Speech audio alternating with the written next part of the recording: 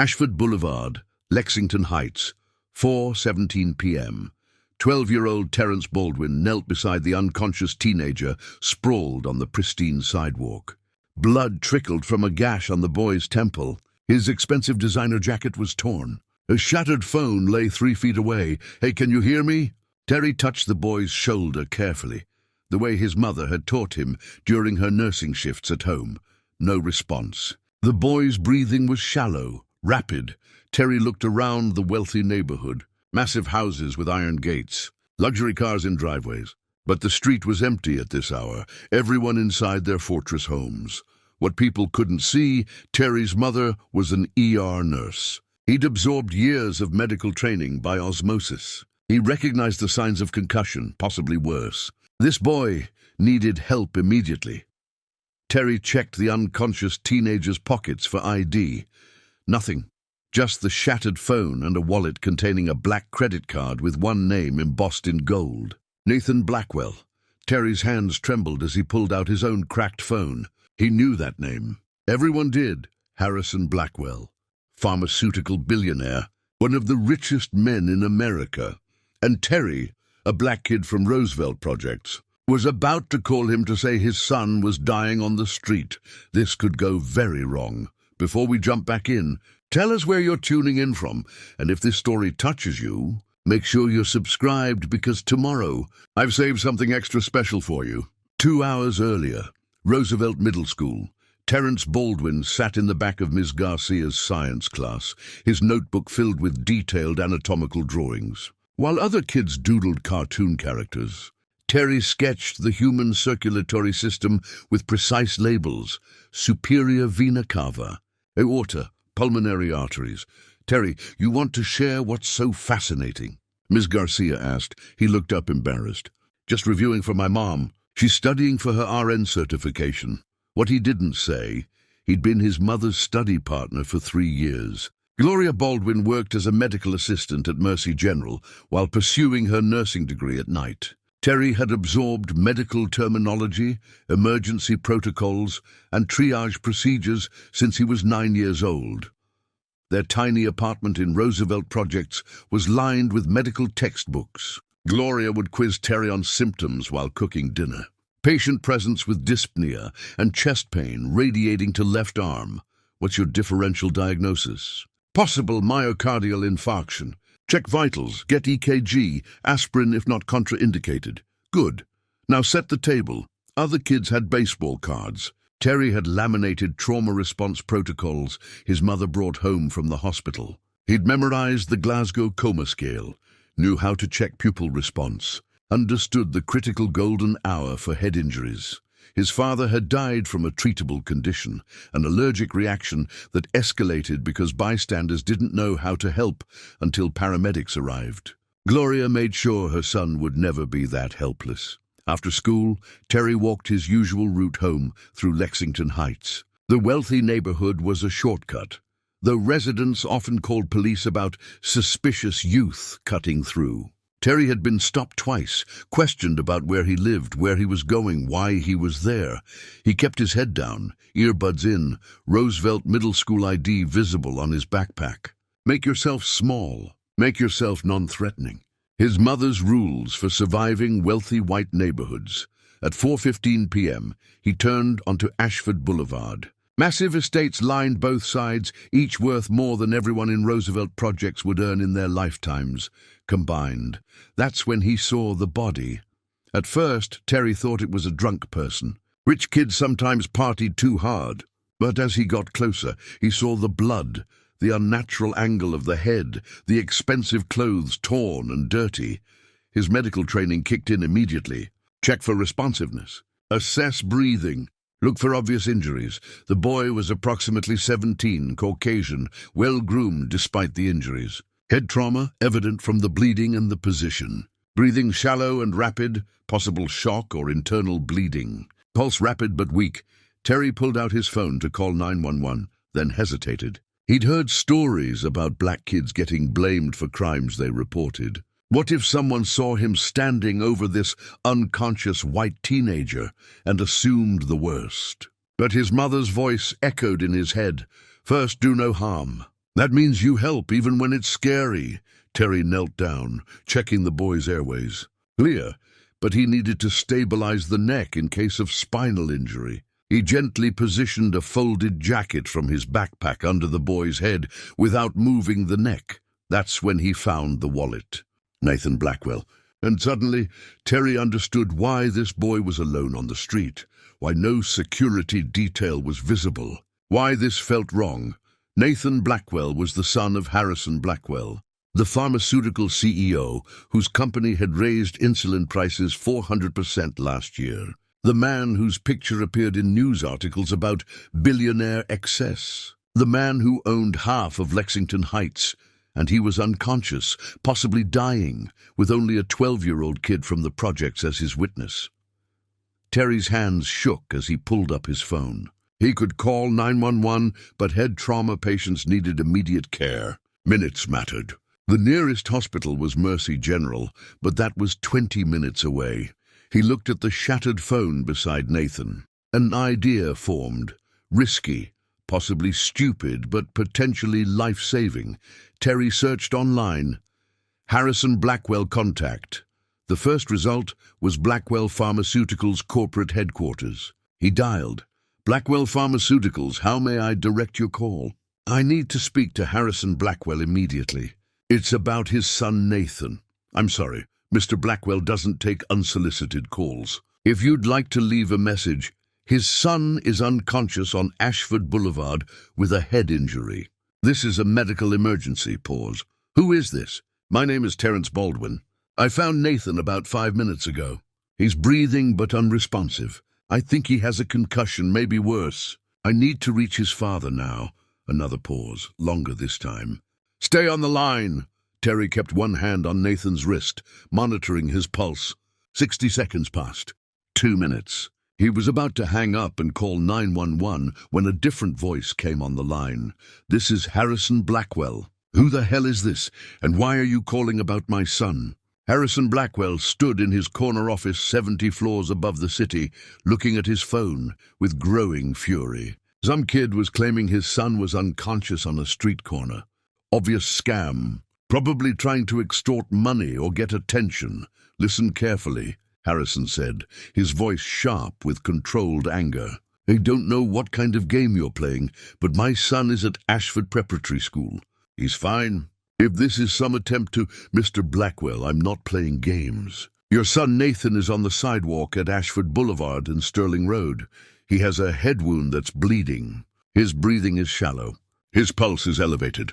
He needs immediate medical attention. Something in the kid's voice made Harrison pause. The medical terminology was precise. The location was specific. And Nathan had texted 30 minutes ago saying he was leaving school early, felt sick. What's your name again? Terrence Baldwin. I'm 12. I found your son about 7 minutes ago. I stabilized his head position and checked his vitals. But sir, he really needs a hospital. Harrison's mind raced through possibilities. Kidnapping setup? Medical fraud.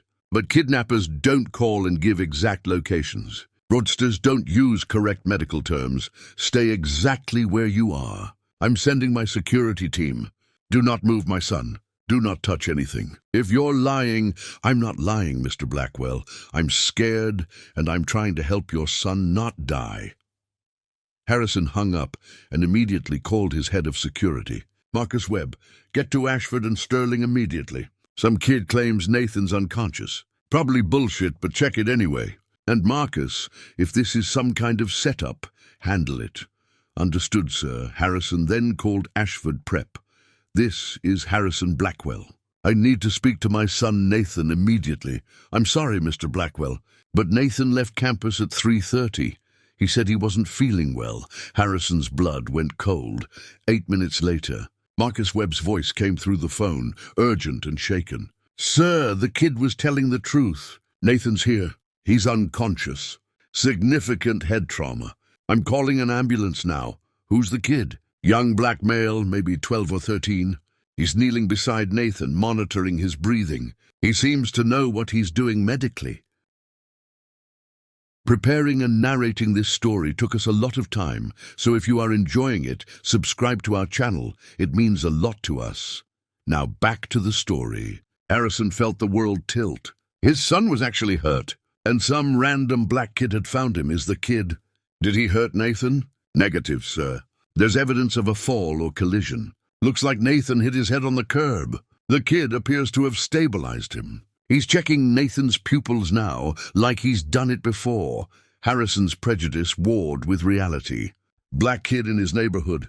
His son unconscious. Every news story about violence and crime flickered through his mind, but the kid had called him, had used correct medical procedures, had asked for help instead of running. Stay with Nathan. I'm sending the helicopter to airlift him to Mercy, General. Keep that kid there. I want to know who he is and why he was in my neighborhood.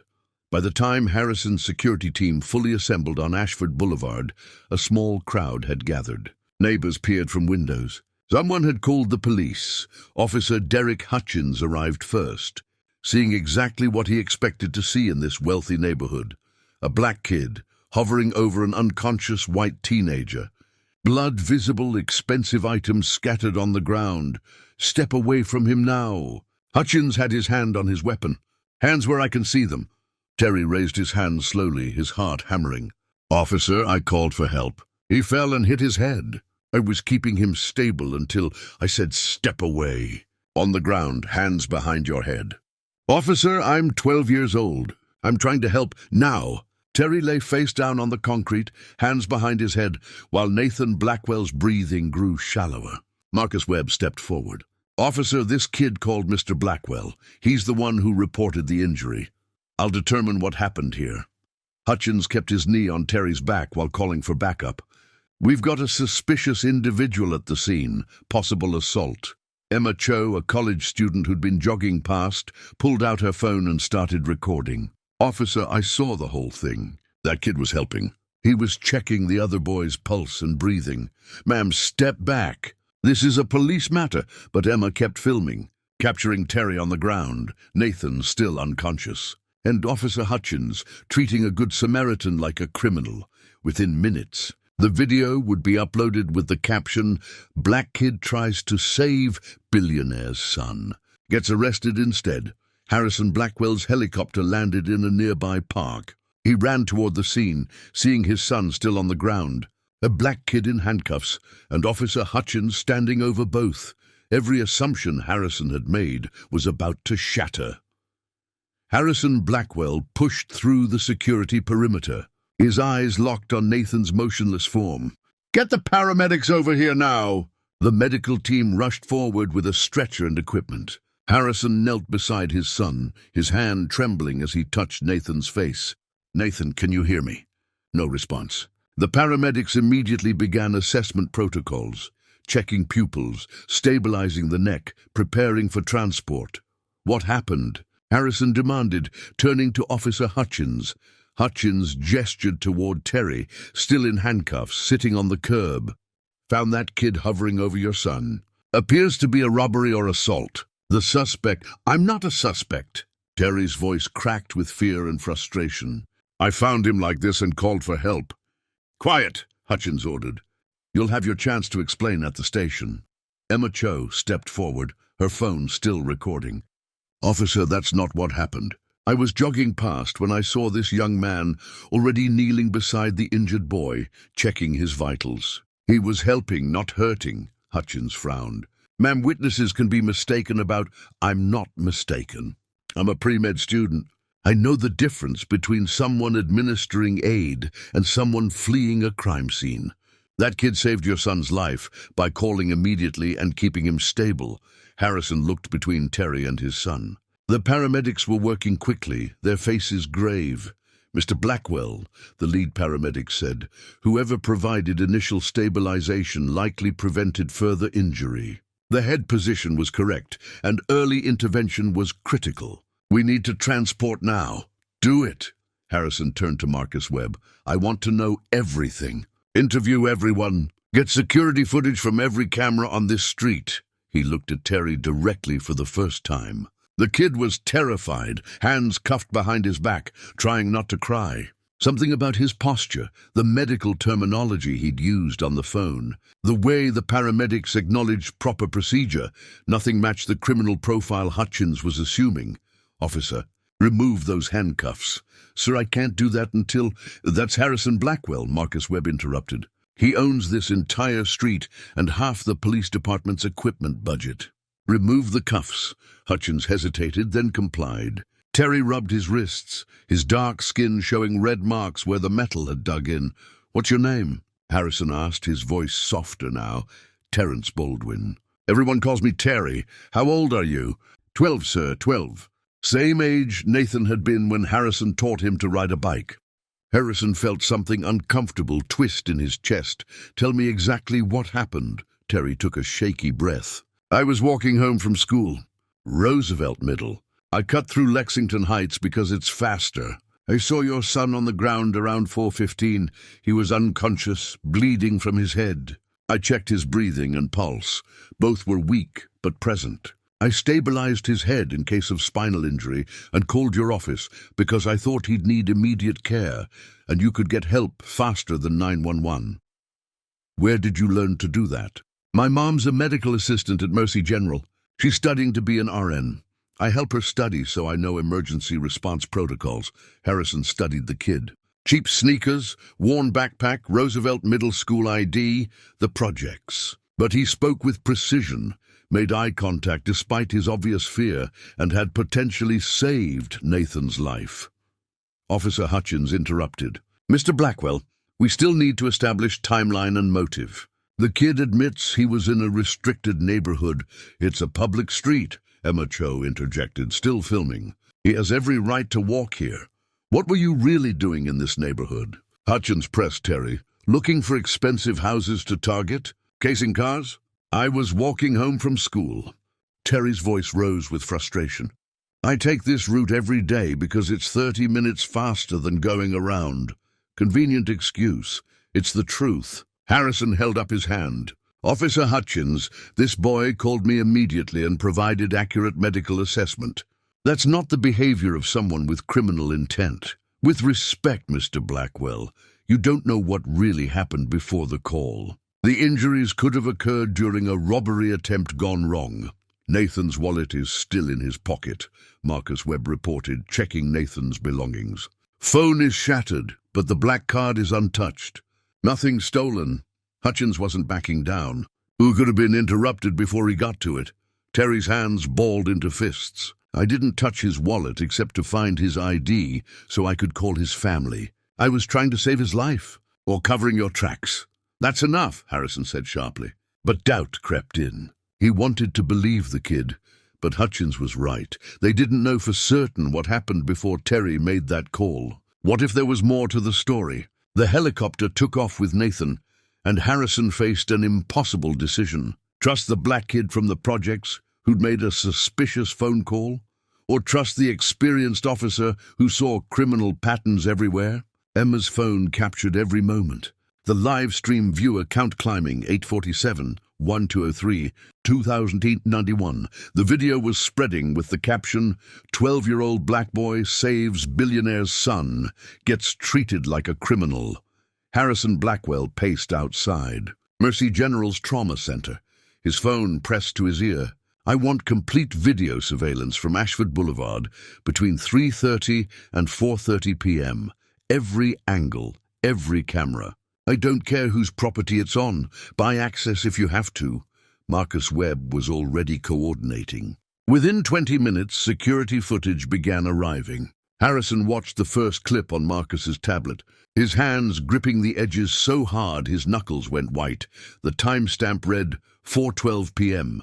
The footage showed Nathan Blackwell walking alone, looking at his phone, visibly unsteady. He stumbled, reached for a lamppost, missed, and fell hard onto the curb.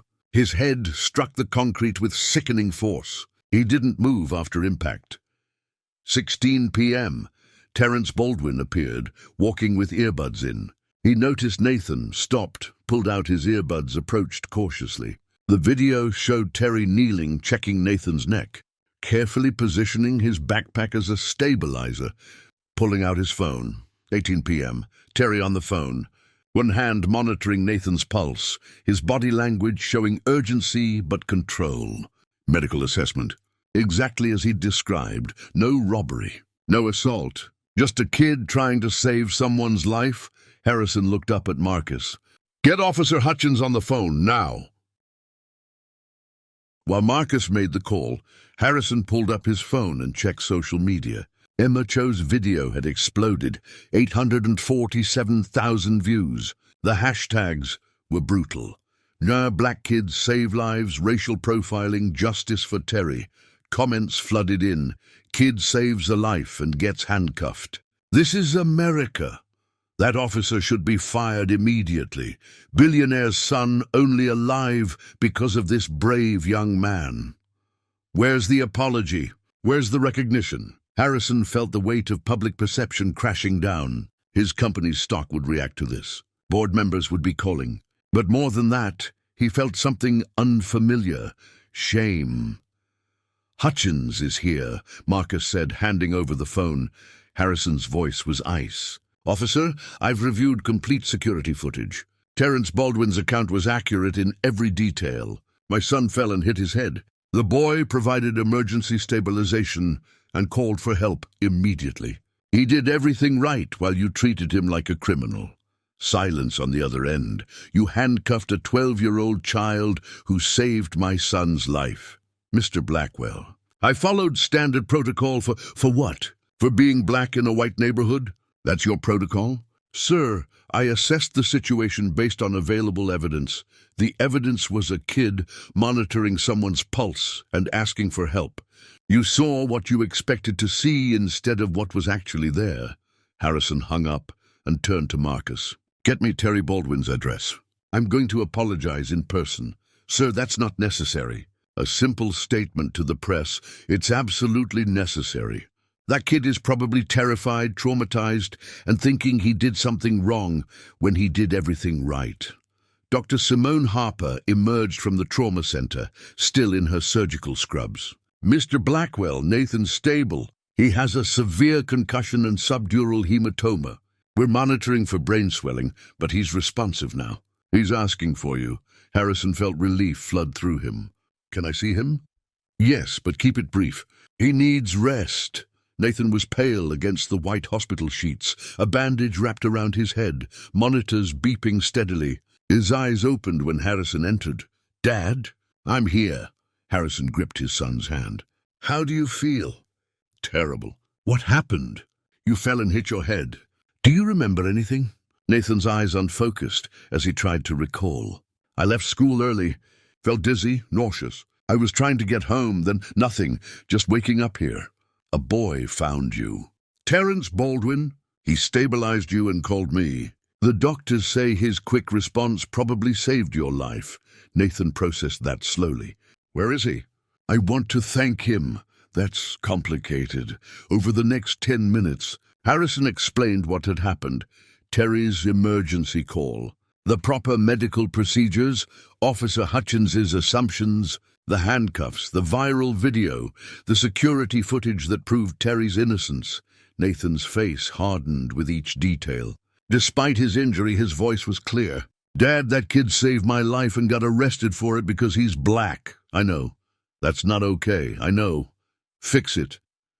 Harrison looked at his 17-year-old son, pale and injured but morally certain. When had Nathan developed this clarity?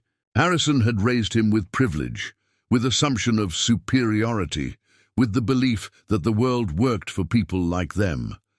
But Nathan saw the injustice immediately. "I will," Harrison promised. "But I need you to rest. We'll handle this." As Harrison left the hospital, his phone buzzed with a text from his assistant. "Media requesting statement about the Terrence Baldwin incident." "How should we respond?" Harrison typed back. "Schedule a press conference. Mercy General, 1 hour. And find Terrence Baldwin. I want him there." Marcus Webb looked concerned. "Sir, are you sure about this?" "PR typically recommends. I don't care what PR recommends. That kid deserves a public apology, and I'm going to give him one." The power had shifted completely. Terry Baldwin, the powerless kid from Roosevelt Projects, held the moral high ground and the public sympathy. Harrison Blackwell, one of the richest men in America, stood exposed as someone whose first instinct had been suspicion instead of gratitude. The viral video had reached 2.1 million views. The story was on national news, and Harrison Blackwell was about to do something he rarely did: admit he was wrong.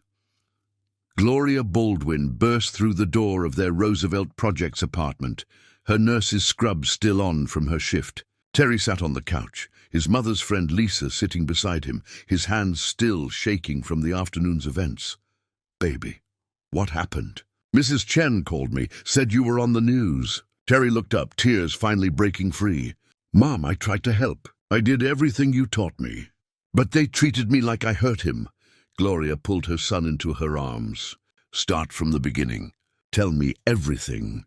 As Terry recounted the story, Gloria's expression shifted from concern to fury. By the time he described the handcuffs, she was already reaching for her phone.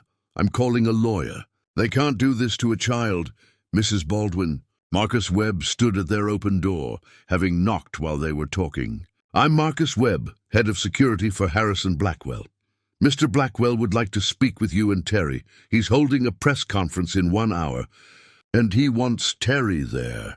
Gloria positioned herself between Marcus and her son. "My son isn't going anywhere near that man until I understand what's happening." "I understand your concern. Mr. Blackwell has reviewed security footage that completely exonerates Terry. He saved Nathan, Blackwell's life. Mr. Blackwell wants to apologize publicly and ensure Terry receives recognition for his actions." "Recognition?" Gloria's voice was sharp. "My son gets handcuffed for helping someone, and now the billionaire wants to give him recognition." "Ma'am, I know how this looks, but Mr. Blackwell is genuinely remorseful. He wants to make this right." Terry touched his mother's arm. "Mom, I want to go. I want people to know I didn't do anything wrong." Gloria looked at her son, 12 years old, scared but determined. She made a decision. "Fine, but I'm coming with him. And if anything feels wrong, we're leaving immediately." At Mercy General, the press conference room was packed with reporters, cameras, and curious onlookers. Emma Cho was there, her video having sparked the viral response. Dr. Simone Harper attended, wanting to support the young person whose actions had saved her patient. Harrison Blackwell stood at the podium, visibly uncomfortable. Public speaking about business was easy. Public speaking about personal failure was different. Terry and Gloria entered through a side door, and the room erupted with camera flashes. Terry instinctively moved closer to his mother. Harrison approached them directly. "Mrs. Baldwin, Terrence, thank you for coming. I owe you both an apology." He turned to the podium, clearing his throat. "This afternoon, my son Nathan suffered a serious head injury. He's currently stable thanks to immediate medical intervention from a 12-year-old boy named Terrence Baldwin." Cameras focused on Terry, who stood frozen. Terry found Nathan unconscious, assessed his injuries, stabilized his position to prevent further harm, and called me directly to ensure immediate care. "He did everything correctly. He likely saved my son's life." Harrison paused, his discomfort visible. However, when emergency responders arrived, Terry was treated as a suspect rather than a hero. He was handcuffed, questioned, and assumed guilty despite his actions being entirely selfless and correct. The room murmured with reaction. "I've reviewed complete security footage. Terry's account was accurate in every detail. There was no crime. There was no assault. There was only a brave young man helping someone in need." Harrison looked directly at Terry. "Terrence, I am deeply sorry for how you were treated. You deserved gratitude and recognition. Instead, you received suspicion and humiliation. That was wrong, unacceptably wrong." Terry didn't know what to say. The man was apologizing, but it didn't erase the terror of those handcuffs, the assumption of guilt, the feeling of being invisible and threatening simultaneously. "I also want to address a broader issue," Harrison continued. "This incident revealed my own biases. When I first received Terry's call, my initial reaction was suspicion rather than concern. I'm ashamed to admit that. Terry's race influenced my assumptions, and that's something I need to examine and change. The admission shocked the room into silence. A reporter raised her hand. Mr. Blackwell, what consequences will Officer Hutchins face? That's being determined through appropriate channels. But I've made clear to the police department that Terry Baldwin is owed a formal apology. Another reporter. Terry, how do you feel about what happened? Terry looked at his mother, who nodded encouragement. He approached a microphone, his voice small but steady. I was scared. I just wanted to help. My mom taught me emergency medicine, so when I saw someone hurt, I knew what to do. But then I got treated like I did something bad when I was trying to do something good. His voice grew stronger.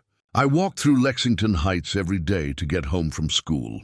People call the police on me sometimes just for walking. Today, I helped save someone's life and I still got handcuffed. That doesn't seem fair. The room was completely silent, but I'd do it again, Terry added. Because helping people is more important than being scared.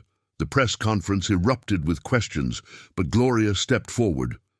That's enough. My son has been through a traumatic experience. He needs rest. As they moved toward the exit, Dr. Simone Harper intercepted them. Mrs. Baldwin, could I speak with you for a moment? In a quiet corner, Dr. Harper explained, I'm the physician who treated Nathan Blackwell.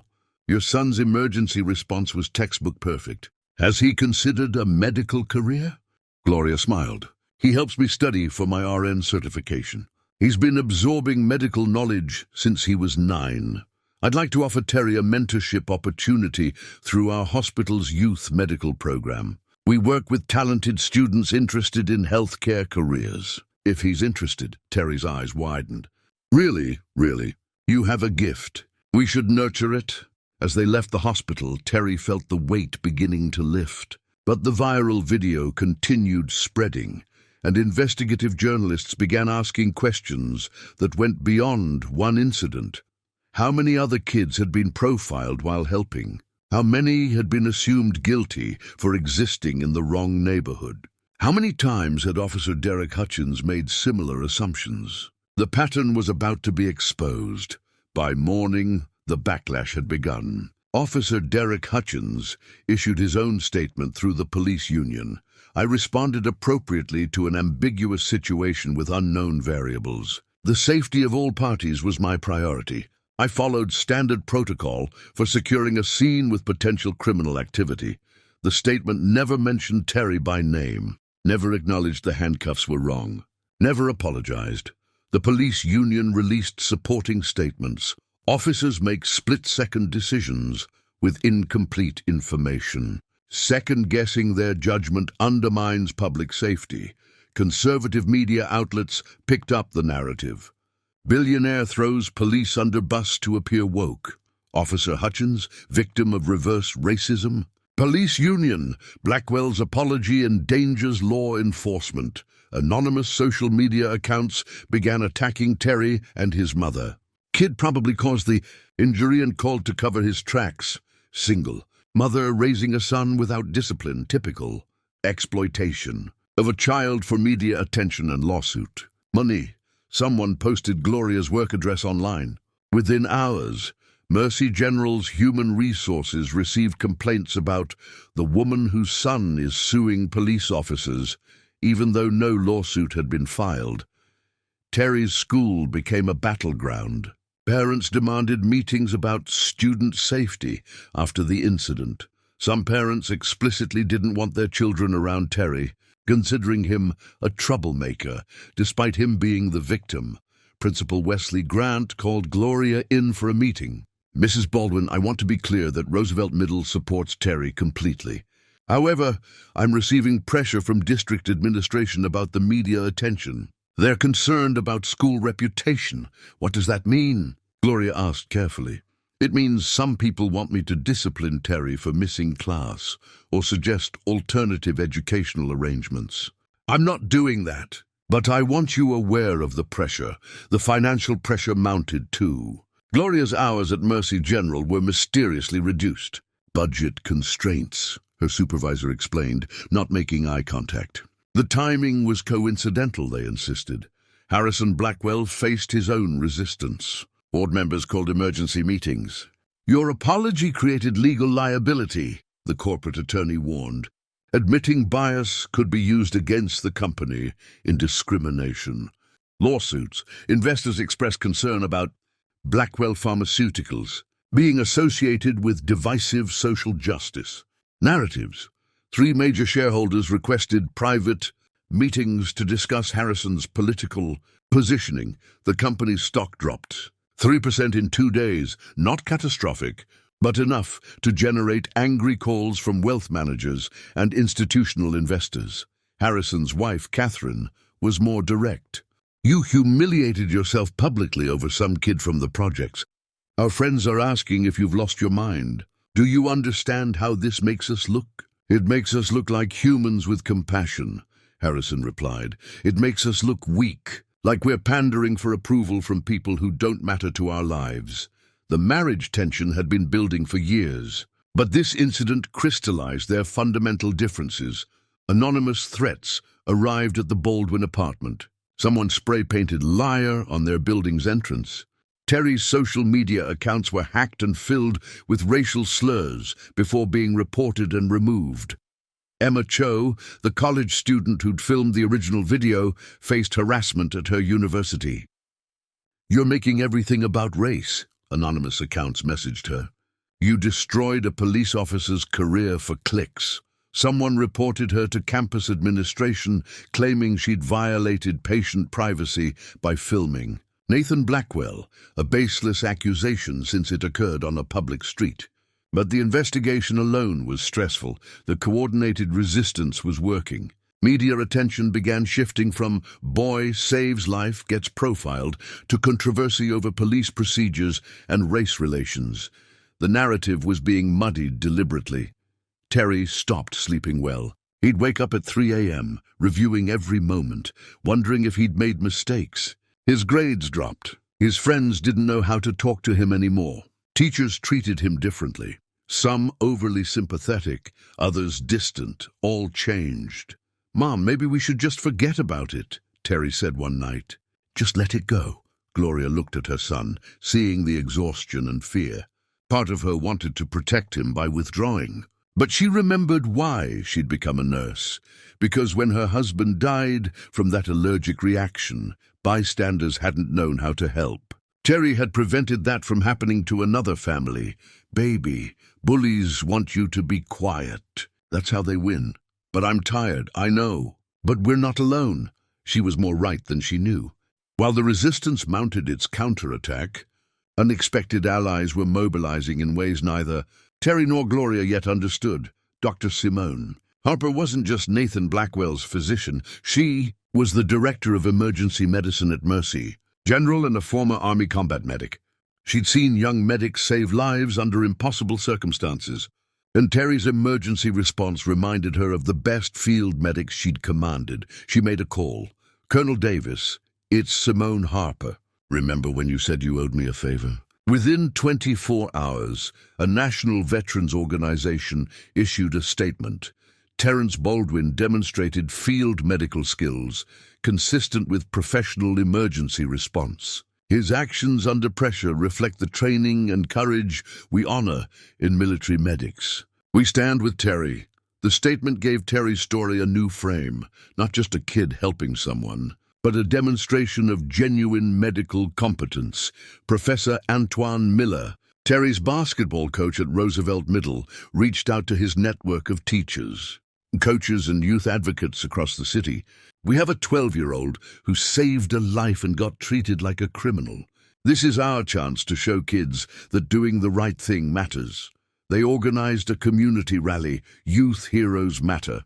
300 people showed up, students, teachers, coaches, neighbors, and families who knew Terry as a quiet, studious kid who helped his mother and never caused trouble.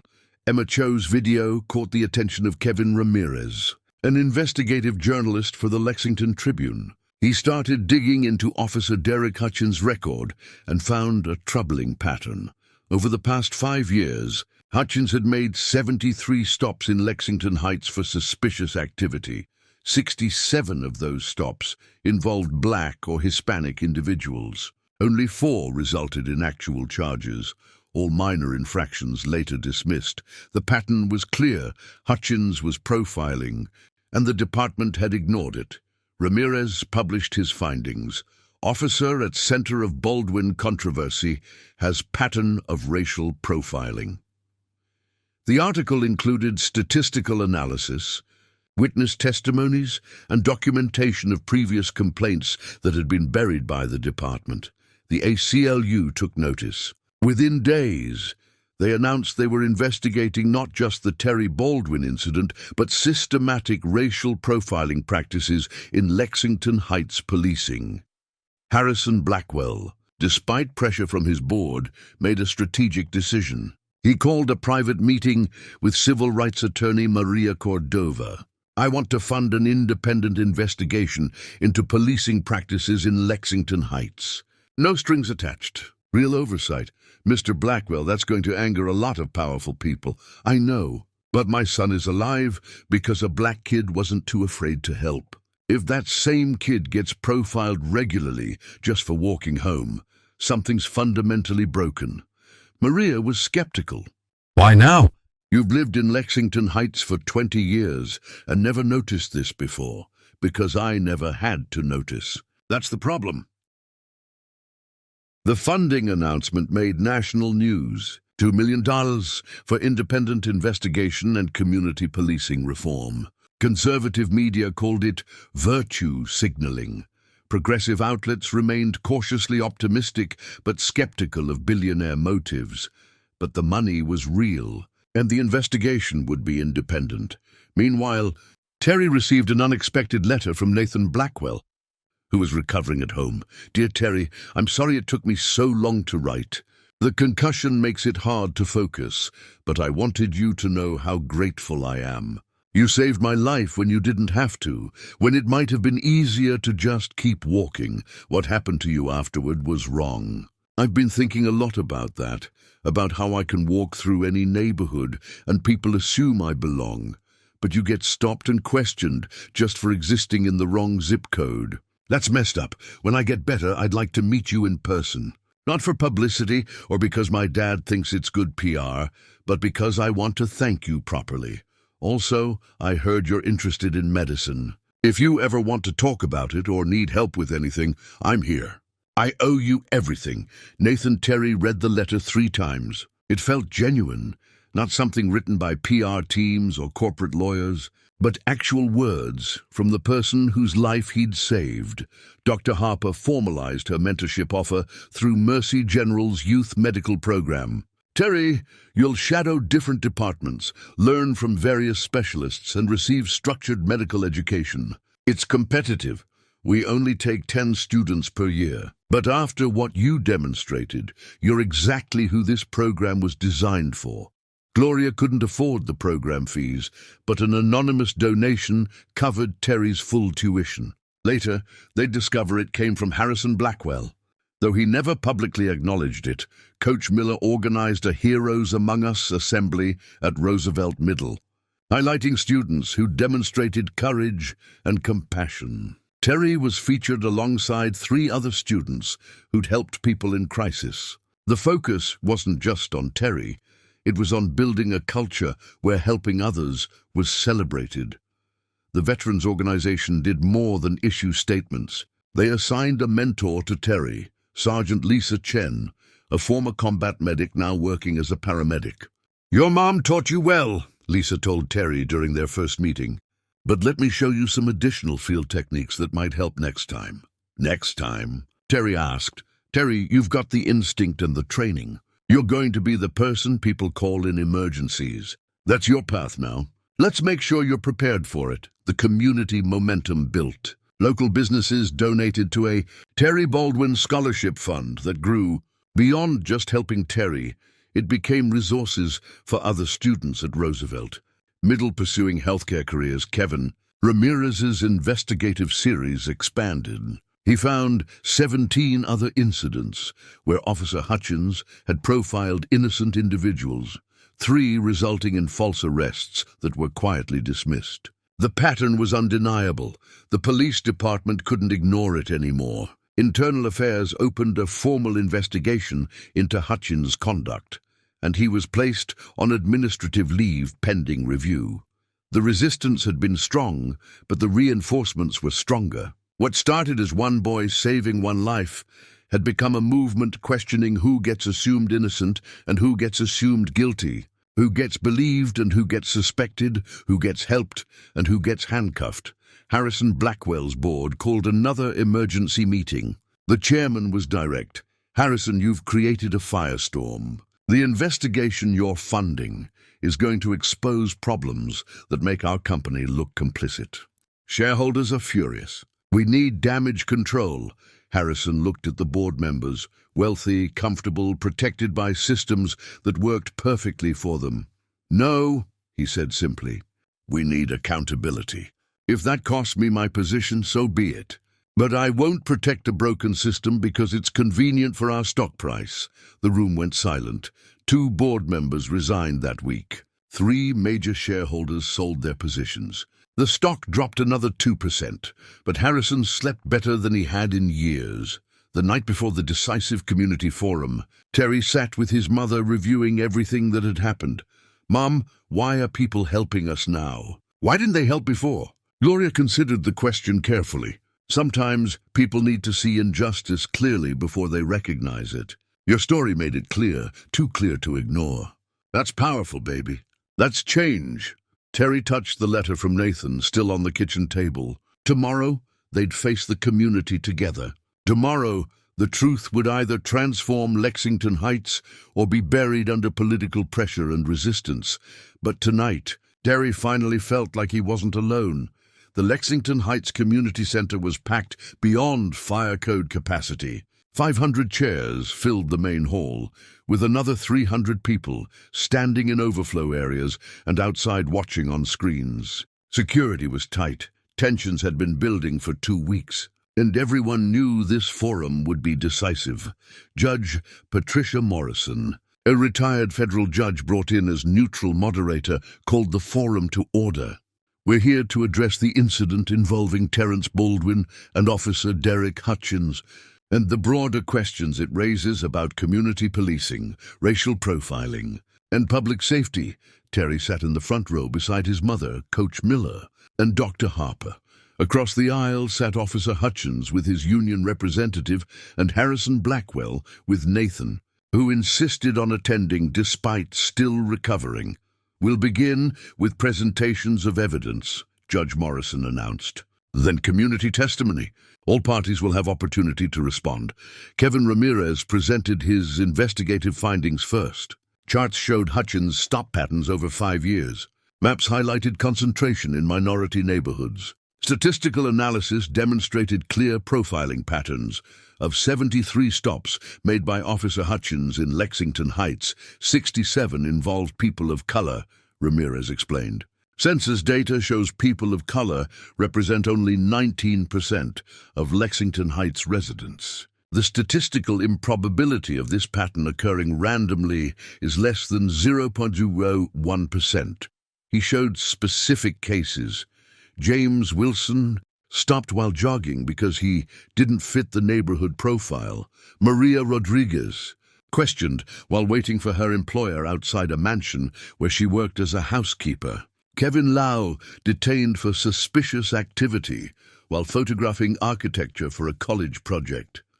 Each case followed the same pattern: assumption of guilt, demand for explanation, implicit threat of arrest if cooperation wasn't immediate. The police union representative objected. Officer Hutchins was responding to community complaints about suspicious individuals. He was doing his job protecting residents from what? Emma Cho stood up in the audience. From people existing while not white? I filmed Terry Baldwin administering medical care, and Officer Hutchins still treated him like a criminal. That's not protection. That's prejudice. The room erupted with reaction, some agreeing, some defending police discretion. Judge Morrison restored order.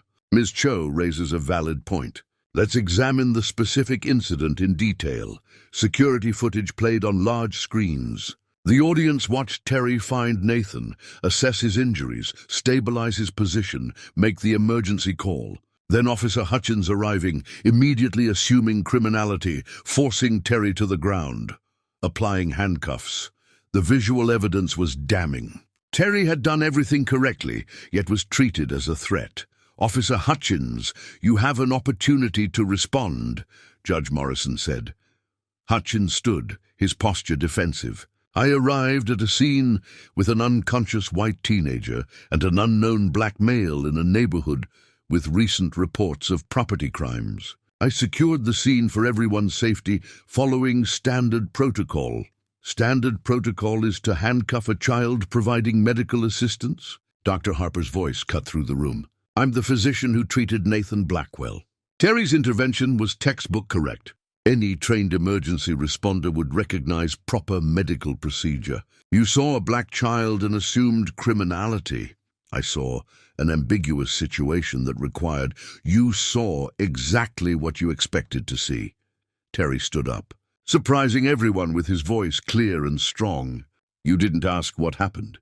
You didn't check if I was okay. You didn't thank me for helping. You just saw my skin color and decided I was guilty." The room went completely silent. "I walk through Lexington Heights every day," Terry continued.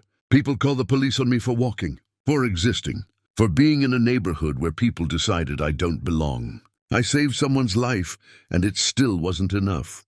What do I have to do to be treated like a human being instead of a threat?" His voice cracked with emotion, and Gloria stood beside him, her hand on his shoulder. Nathan Blackwell rose slowly, still unsteady from his injury. "Terry saved my life. That's not debatable. The security footage proves it. But he got handcuffed while I got a helicopter to the hospital. The only difference between us was skin color. If that's not racism, what is?" Harrison stood beside his son. "This forum isn't just about one incident. It's about systematic failures that my family benefited from without noticing. We lived in comfort while people like Terry were profiled, stopped and suspected just for existing in our neighborhood." He turned to face the community. "I'm funding reforms because that's the minimum I can do. But money doesn't fix culture. We have to acknowledge what's broken before we can repair it." The community testimony phase began. 17 people shared their experiences with racial profiling in Lexington Heights. Each story added weight to the pattern Kevin Ramirez had documented. Then something unexpected happened. Margaret Whitmore, a 72-year-old white resident, approached the microphone. "I've lived in Lexington Heights for 40 years. I called the police on Terry Baldwin twice this year for suspicious activity. I saw a black child walking through my neighborhood, and I assumed he was up to no good." Her voice shook. "I was wrong. He was just a kid going to school. He saved Harrison Blackwell's son, and I called the police on him like he was a criminal. I'm ashamed of myself, and I'm sorry." Her confession opened floodgates. 6 other residents admitted making similar calls, reporting innocent people whose only crime was being in the wrong neighborhood. Officer Hutchins sat frozen as the evidence mounted. His union representative whispered frantically, but Hutchins remained silent. Judge Morrison reviewed all testimony and evidence. "Officer Hutchins, you have one final opportunity to respond." Long pause. The room waited. Hutchins's voice was barely audible. "I made assumptions based on appearance rather than behavior. That was wrong. I subjected a child to unnecessary trauma when he was performing a heroic act. I apologized to Terrence Baldwin and his family. It wasn't eloquent. It wasn't sufficient. But it was acknowledgement." Judge Morrison delivered her assessment. "Based on evidence presented, Officer Hutchins violated professional standards and civil rights. I recommend termination, mandatory bias training for all officers, implementation of community oversight, and formal apology from the police department." She turned to the community. "But this isn't just about one officer. This is about culture. The culture that assumes some people belong and others don't, that some people deserve protection while others deserve suspicion. That culture exists in all of us, and it's our collective responsibility to change it." The vote was called. Community members weighed in on proposed reforms. independent oversight board, mandatory bias training, revised stop protocols, community policing partnerships. The reforms passed with 73% support. As the forum ended, Terry felt exhausted but lighter. Justice wasn't just about punishment. It was about acknowledgement, accountability, and commitment to change. Harrison approached Terry and Gloria. "I know this doesn't erase what happened, but I hope it's a start." Gloria looked at the billionaire who'd helped transform their trauma into systematic change. "It's a start," she agreed. Nathan handed Terry an envelope. "My dad doesn't know about this. Inside is information about a full medical scholarship for undergrad and med school. It's yours if you want it. No strings attached." Terry opened the envelope, his eyes widening. I don't know what to say." "Say yes," Nathan smiled. "Because the world needs more people like you. People who help even when it's scary, even when it's risky, even when the system treats them like criminals for doing the right thing." Terry looked at his mother, who nodded through tears. "Yes," Terry said. "Thank you." Lexington Heights looked different. Not in architecture or wealth, but in atmosphere. The Community Oversight Board met monthly, reviewing policing practices with real authority. Bias training had become mandatory across the entire police department, not just for patrol officers, but for everyone from dispatchers to command staff. Officer Derek Hutchins had been terminated. He'd applied for positions in 3 other departments and been rejected by all 3 once they reviewed his record. He eventually took a security job at a shopping mall, his law enforcement career over. Terry Baldwin, now 14, split his time between Roosevelt Middle School and Mercy General's youth medical program. He'd shadowed Dr. Harper through dozens of emergency cases, learning trauma response, patient assessment, and the medical decision-making that saved lives. His grades had improved to straight A's. His medical knowledge was now approaching undergraduate level.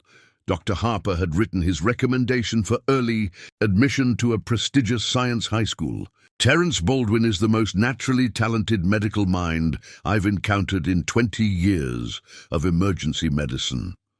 The scholarship Nathan arranged covered everything: tuition, books, living expenses, even stipends for medical conferences. Harrison Blackwell had quietly established the Daniel Brooks Memorial Scholarship, named after Terry's father, expanding it to support 20 students annually pursuing healthcare careers.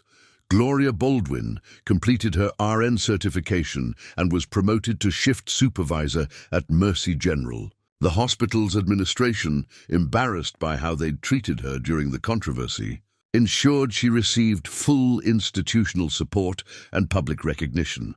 The Baldwin family moved out of Roosevelt projects into a modest house in a mixed-income neighborhood. Not wealthy, but stable, safe, theirs.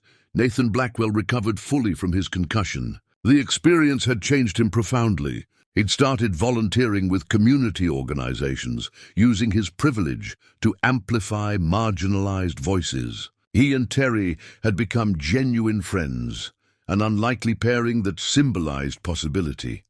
Harrison Blackwell faced continuing resistance from some board members, but shareholders eventually recognized that his reforms had generated positive publicity worth more than the initial stock dip. Blackwell Pharmaceuticals launched a community health initiative, providing free medications to low-income patients, a direct response to criticism about price gouging. His marriage to Catherine ended in divorce. She couldn't accept his transformation. He couldn't return to willful ignorance. Nathan chose to live primarily with his father. The Lexington Heights policing reforms became a model studied nationally. 43 municipalities implemented similar programs. The Baldwin Protocols, named without Terry's permission but with his eventual acceptance, emphasized de-escalation, cultural competency, and assumption of innocence regardless of demographic factors. Kevin Ramirez won a regional journalism award for his investigative series. His continued reporting uncovered similar patterns in 6 other wealthy enclaves, prompting broader reforms. Emma Cho graduated and became a documentary filmmaker. Her short film about Terry's story, Presumed Guilty, won awards at 3 film festivals and was acquired by a streaming service, reaching millions of viewers. Coach Miller's Heroes Among Us program expanded across the school district. 73 students had been recognized for acts of courage, compassion, and community service. The cultural shift was real. Kids were learning that helping others mattered. More than staying silent, the community forum had established an annual Unity Day, where Lexington Heights residents engaged in difficult conversations about race, class, and belonging. Attendance was voluntary but grew each year. 200 participants the first year, 500 the second year, 800 projected for the third. Margaret Whitmore, the elderly resident who'd confessed to profiling Terry, became an unlikely ally. She organized neighborhood education sessions about implicit bias, speaking candidly about her journey from prejudice to understanding. "I was 72 years old before I recognized my racism," she told audiences. "Don't wait as long as I did." Dr. Simone Harper expanded the youth medical program, creating pathways for students from underserved communities. Terry became a peer mentor, teaching younger students emergency response basics. His sessions were always full. Kids wanted to learn from the teenager who'd saved a billionaire's son. On the second anniversary of the incident, Roosevelt Middle School dedicated a new science wing, funded by Harrison Blackwell. The plaque read, "In honor of Terrence Baldwin, who demonstrated that heroism requires courage, competence, and compassion." Terry stood at the dedication ceremony, uncomfortable with attention, but grateful for the message. Principal Grant spoke. "Terry showed us that young people can be more than we expect, more capable, more courageous, more morally clear than adults who should know better." That afternoon, Terry received notification of acceptance to Johns Hopkins's pre-med program with full scholarship. He'd been accepted early at age 14, pending completion of his final middle school year. His mother cried. His coach cheered. Dr. Harper smiled knowingly. She'd written a recommendation so glowing that admissions called to verify it was real. Nathan threw Terry a surprise celebration party, not at the Blackwell mansion, but at the community center where the forum had been held. 100 people attended, students from Roosevelt Middle, doctors from Mercy General, neighbors from both Lexington Heights and Roosevelt projects, people whose lives had been changed by one 12-year-old's decision to help instead of walk away. Speech. Someone called. Terry reluctantly stood. "I didn't save Nathan's life to become famous or get scholarships. I did it because my mom taught me that helping people is what we're supposed to do." "That's it. That's the whole story." He paused. "But what happened after? The profiling, the accusations, the fight for reform that showed me something important. Individual kindness matters, but systemic change matters more. One person helping one person is beautiful, but changing systems so everyone gets treated fairly. That's justice." The crowd applauded. "I'm going to become a doctor," Terry continued. "I'm going to help people medically. But I'm also going to fight for healthcare systems that don't assume poor people or black people or marginalized people deserve less care. Because saving one life is important, but fixing the systems that decide whose lives matter, that's everything." Dr. Terry Baldwin, the doctorate was still 6 years away, but everyone called him that already, stood in the Johns Hopkins emergency room during his clinical rotation. A patient arrived unconscious. Homeless man, no ID, no insurance, the kind of patient some residents tried to avoid because of complexity and lack of compensation. Terry immediately began assessment. Airway clear. Breathing shallow. Pulse thready. Signs of diabetic ketoacidosis, likely untreated because the patient couldn't afford insulin. We need IV access, insulin drip, and full metabolic panel, Terry ordered. The attending physician nodded approval. "Good instincts, Dr. Baldwin." As they stabilized the patient, Terry thought about that afternoon on Ashford Boulevard. He'd been 12 years old, scared, helping someone he didn't know. Someone from a different world. Now he was 19, training to become the doctor his father never got to see him become, saving lives regardless of wealth or race or circumstance. The patient stabilized. He'd survive. Terry stepped outside for a brief break, pulling out his phone. A text from Nathan. Dad's donating another $5 to community health clinics. Your influence continues. Another text from his mother. So proud of you, baby. Your father would be too. Terry looked up at the Baltimore sky, thinking about the boy he'd been and the doctor he was becoming. One decision, to help instead of walk away, had changed everything. Not just for Nathan Blackwell or Terry Baldwin, but for systems, communities, and countless lives yet to be saved. Up next, you've got two more standout stories right on your screen. If this one hit the mark, you won't want to pass these up. Just click and check them out. And don't forget to subscribe and turn on the notification bell so you don't miss any upload from us.